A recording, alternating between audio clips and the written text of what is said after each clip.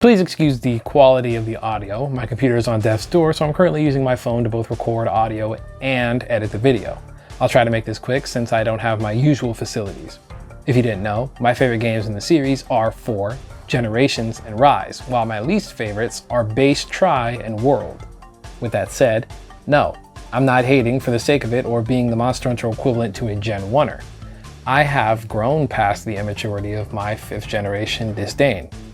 I just didn't like the direction of World. The menus were irritating to deal with for items, armor, and equipment, and the game felt more like an MMO light with the inability to pause, no default offline, lobby sizes and sieges, as well as the blatant prioritizing of spectacle over style. That stuff seems small, but it can have a big enough impact over time. I still put in 1,000 hours for both World on PC and PS4, and I'm going to do the same with Wilds, but that same feeling I got from the gameplay in World, I'm feeling in Wilds. That's a quick judgment, yes, but I have a good pattern recognition and self-awareness. I mean, look at this item menu. Auto-sorting it is just as trash as World, like who is this for? And the gathering is a lot more inconvenient on certain aspects, like why do I have to tap a bug's ass against my bottle instead of just stuffing that sucker in my pocket and moving on? I can't even cancel out of it by rolling or jumping off my bird. All flair, more inconvenience, when the system of the previous games wasn't broken in the first place. I don't know if you'd understand that feeling if you only played World, because most comparisons people have are basically just to World, but it's not that Wilds is bad, it's just that the changes that they made I'm not really all on board for. Now, UI and quality of life aside, Wilds Switch Axe doesn't impress me for a number of reasons. Like the title suggests, there's several features that need to be ironed out, and I feel like despite other weapons getting a great amount of love, Switch Axe feels like both a hit and a miss. I've been slowly working on a video discussing Switch Axe's turbulent history for both equipment and gameplay, and to gather the adequate research, I had to replay from the very beginning to the very end, try all the way through to Rise. Any basic description of Switch Axe boils down to axe for long reach and sword for fast attacks. Problem is, sword mode has always been more important than axe by way of both power and utility. The main mechanic of the Switch Axe is its switch gauge, which allows you to use those sword mode attacks. From Try to 4 Ultimate, Axe mode was more of an inconvenience than a feature. Just another way to get to sword mode, as meter management relied on passive regen from Axe mode while both in your hand and sheathed, or if you're actively reloading. Generations added hunter arts like Energy Charge and Demon Riot, which dramatically boosted sword mode uptime. While Generations Ultimate released Tempest Axe, it was less effective in most scenarios than the aforementioned skills due to GU's gameplay mechanics. In 5th Gen, morphing from sword to axe would replenish the gauge, but it wasn't enough to justify axe mode as the several other additions of sword still overshadowed the axe. Here in Wilds, they tried to fix this issue for better or for worse. Successfully hitting the monster in axe mode now refills sword gauge with varying amounts of depending on the move that was used. This seems like a cool way to give axe mode agency by allowing it to participate as more than just a buffer for reloading or morphing attacks. However, they removed the axe's ability to passively regenerate meter, and instead, meter can only regen when the weapon is sheathed. This is a compound issue, because if you're trying to run around and not get hit and you're only stuck in axe mode but you can't hit the monster, you're in for a bad time. The axe attacks that recover the most gauge are the Sneak Attack, Spiral Burst Slash, the Focus Assault axe hits, and Finisher,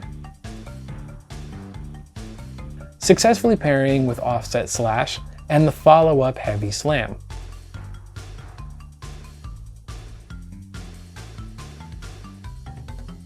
Allowing axe to help with switch gauge gives it more use, but due to the amount recovered by other attacks and the boost of damage from Heavy Slam, you're more likely to want to spam those axe attacks I mentioned previously.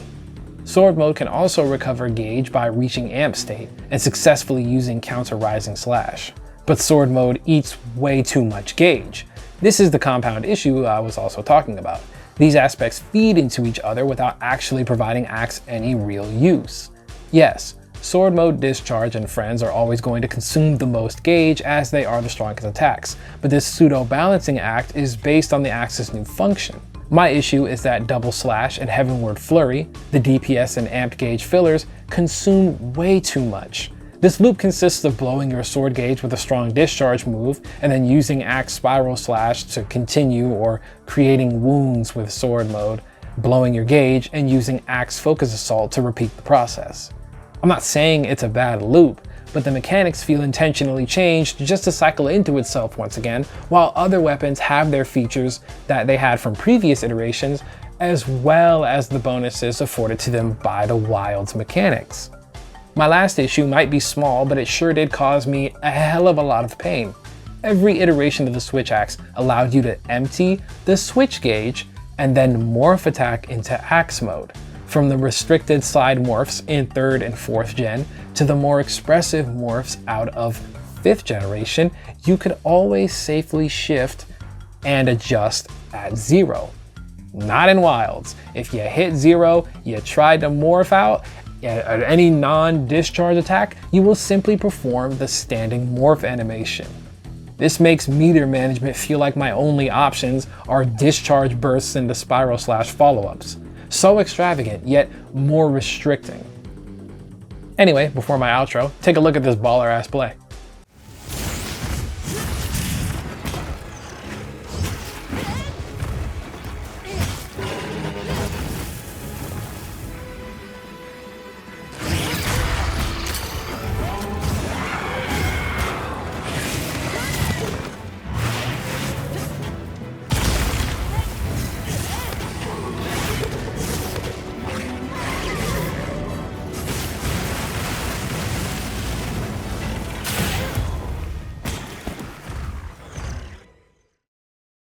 It sounds like I'm being a Debbie Downer or sipping off the haterade, but my critiques aren't out of spite. Sure, it's beta, but I'm not the ignore problem consume content type. If the skill distribution, weapons, monsters, and or game mechanics aren't on par, Switch Axe players that aren't professionals or godlike beings like Kage and the rest could be in for an uncomfortable experience. I'll have you know, like fighting Deshagama and Chupacabra, it was like I feel like a powerhouse. And then fighting someone like Rey Dau, these issues were so prevalent. It was like, oh, maybe I'm just trash. Like, let me go look up how other people with other weapons are dealing with Rey Dau.